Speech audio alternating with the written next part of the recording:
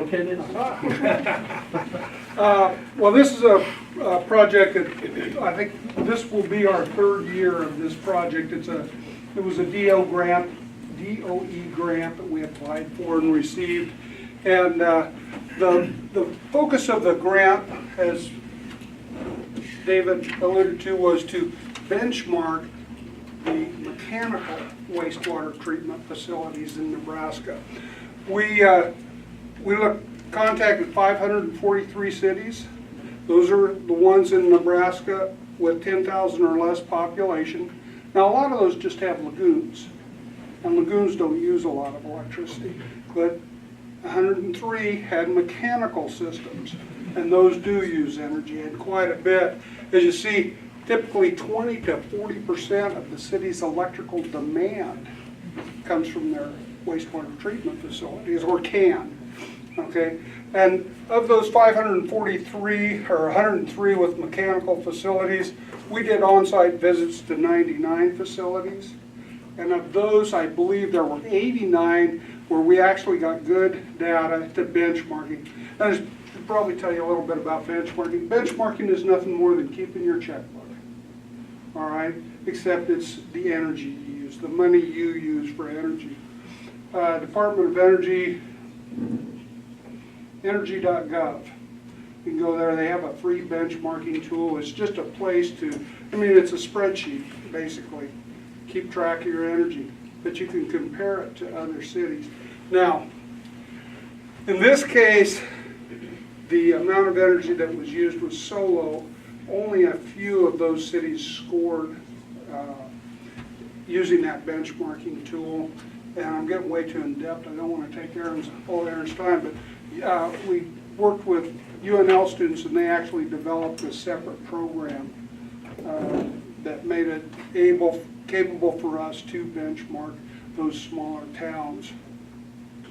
And we identified the 25 cities who showed the greatest potential, and we're doing, last year we did 15 audits, more detailed audits at those facilities. This year we'll do another 10, and hopefully they'll take advantage of our loan program then. What we found out, the biggest savers, of course, operator education, maintenance of the facilities, it's like tuning up your car, variable frequency drives and controls, and solar, to help save money at those wastewater treatment facilities. Contractor education, do you know how to drive your car? Do you know how to drive it well? The more you know about whatever you do, the better you're able to operate it, the more efficient you are. I'm not going to read this word for word. You have the printouts there. Maintenance. Do you keep your car tuned up? Sure you do, because it runs better when it's tuned up.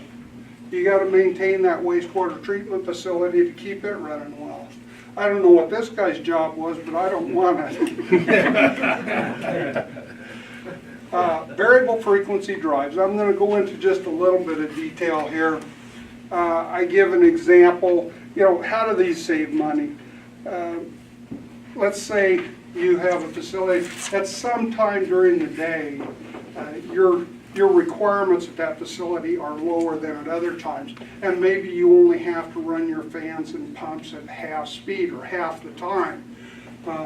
Then I give an example here and kind of explain how this works. It's something we call the affinity laws, and I give the formula, but you think, well, I got two ways to do this.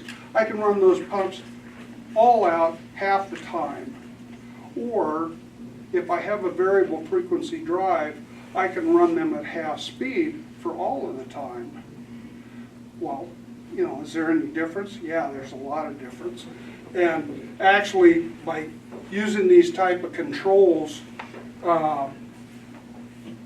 you use a fourth of the power.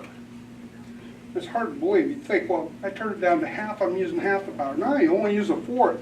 Plus, you only have an eighth of the demand. Excuse me. And in a lot of cases, that demand charge is a bit greater than the actual power you use. And that's where you really make the savings. I think back, I started out of college working for Nebraska Boiler Company, and we'd have these big boilers and these huge fans. I remember one time we got a 500 horsepower motor in. That thing stood, you know, almost as tall as I was. But we'd set these things, and these were just to blow the air into the burner. That was the combustion air. We'd set these against a backdraft damper because 30 years ago, these things cost so much money that they weren't affordable. And technology over time, I went out, we did finally have one guy ordered one of these with his boiler, because it had a 10-to-1 turn down, and you can imagine, I just gave an example of a half turn down, a 2-to-1 turn down, and I'm getting too technical here, I apologize, but this thing used to stand this tall, this wide, and this deep, and now it's just a little box you mount on the wall. And it amazes me. I enjoy this kind of thing. Variable frequency drives can be covered using the dollar and energy saving loan program. Now the formula I used is greatly simplified. If I were doing this as an engineer, I'd go in and look at the pump curves and all other kinds of things, but they do give a great approximation of your savings. Adding VFD controls to a wastewater treatment facility does require the stamp of a licensed engineer. This is something we found in our study. The cost of the VFDs to add one was almost doubled by the fact that we had to get an engineer to stamp these plans and look over everything. So, any of the changes that we were looking at.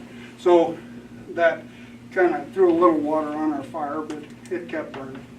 And to do the math on the previous page, you know, just use 2 as your full flow number, and you can kind of see how those formulas work. Solar. This is something most of the wastewater treatment facilities we visited have a lot of area around where you could put your solar. Solar's economical. It's ironic, but 10 years ago when we first developed our solar spreadsheet at the energy office, it wasn't. Wind was just barely. And solar had a payback of like 40 years, simple payback. If you put any interest on it, I mean, the thing just exploded. You couldn't show a payback. Nowadays, you know, I'm thinking, man, I got to get that system of mine up, you know, start saving money. It does pay for itself if you buy it right. The solar projects can be funded using the dollar and energy saving loan program. Actually, they've always been able to be funded. We have a tool that you can use. It's a self-audit where if you can show a simple payback within a certain required time, you can fund any project using the dollar and energy saving loan program. And it's based off the energy dollars saved. But as I said, 10 years ago, solar wasn't there, wind wasn't there. Today, it's reversed itself. Solar is economical, wind's actually gone up in price from what we've seen or what I've seen. I mean, don't quote me on that, please. And with that, I'll turn it over to Aaron, and he can tell you a little more about the loan program. Are there any questions on what I just covered? And I'll be here. I think we're planning to stay for the whole conference, so, you know, if you come up with a question later, boy, please feel free to ask. If you think of one tomorrow, give us a call.